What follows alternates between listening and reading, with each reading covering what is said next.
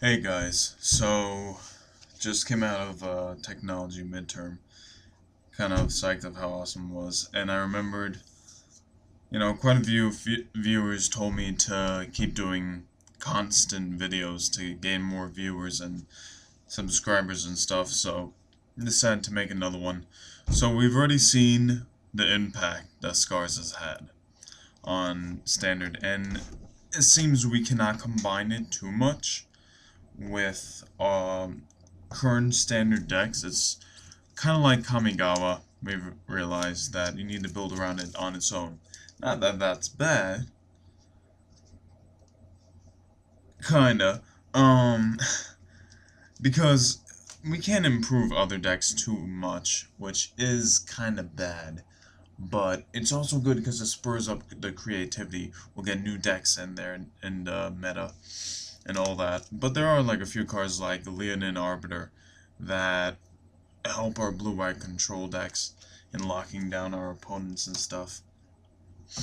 I'm glad to see so far Trinket Mage is getting the love that he deserves.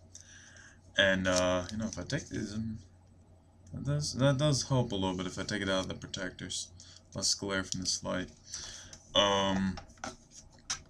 But yeah, people are realizing how good he is, especially with the whole Vengevine thing that Wizards announced as an idea. And really, he's just amazing card advantage. Even if you do, I have my own version that I came up with that whole white Metalcraft deck. That on like turn 3, I'm gonna whip out like a Trinket Mage. If I don't get the enchantment, Trinket Mage and Memnite or Ornithopter. Except I don't have any Memnites yet. I'll talk about that later. And he's just amazing card advantage, and then you get a bear later to swing or block with, chump block with. Another card I think it's coming up. Well, people need to realize now that a lot of the decks are less creature oriented. Our aggro's kind of changed from constant creatures like Jund that had only a few spells, and now it's more like artifacts and stuff like that. Sorry, I just needed to adjust it more. I'm moving. And one card that I've been playing and testing with in this new environment is Spell Pierce, and oh my god.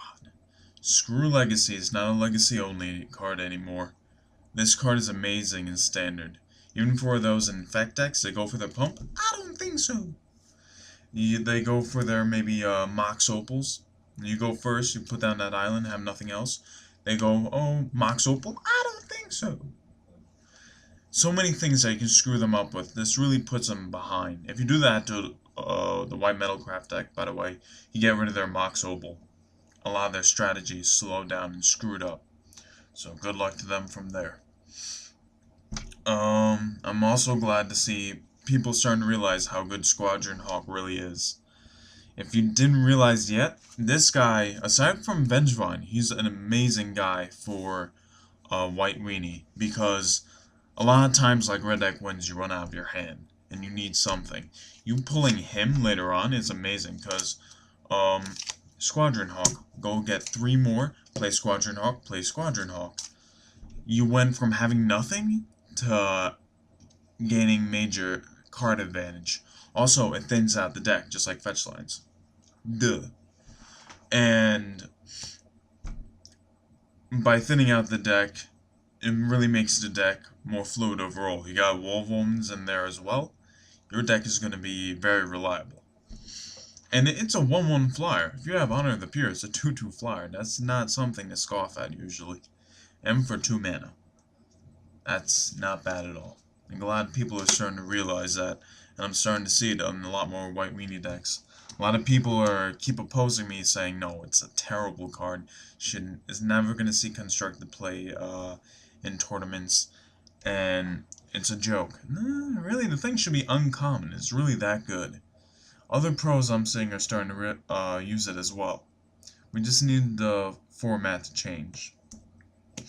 Another card that's still amazing as I knew it is freaking Infiltration Lens. It's the next Skull Clamp. So good, especially for infect decks. They don't want you to deal the damage now. Well, you draw more cards and you'll definitely deal it later. A few cards I would like to point out to people is, well, we have 5 minutes. Maybe I'll make a second video. The card I've been raving about for so long that once Mirrodin comes is now extremely relevant. Thada Del. Think about this: turn 2 Spreading Seas, turn 3 him. So even if they don't have islands, if they do, whoopee. You know, easier for you.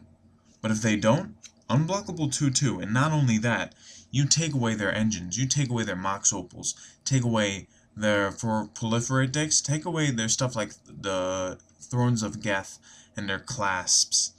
Take away their Memnites, which is pretty cool. You get a free chump blocker every time you attack. Yee. That's pretty cool. But whatever they got, because now we're very artifact-oriented, this guy is amazing. And should not be scoffed at all. I knew that would happen. I'm pretty sure a lot of other people did too. I'm also happy to see my combo that I realized, and 2 days later someone else announced it online. Ugh, beat me to it. Is the whole Splinter Twin Mirror Galvanizer. Whenever I get this off turn 4, it is so much fun. And having an infinite combo in standard is pretty cool in my opinion.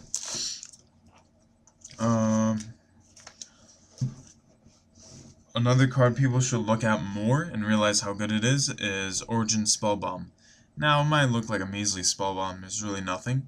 First of all, you can keep it on the field to make sure you have Metalcraft. And just like you have 1 mana left, you need Metalcraft, play it. No big deal. But it is a draw engine as well. N gets you a creature. So it's major card advantage for only 3 mana. Just have 1 white mana lying around. Maybe use up your 2 blue that's screwing you over, you need more white mana. Use your 2 blue, use the white to draw a card. So you get card advantage, a nice chump blocker, Metalcraft. This helps really a lot. I got it working in my own kind of white Metalcraft deck, but it's blue-white, it has a bigger strategy overall.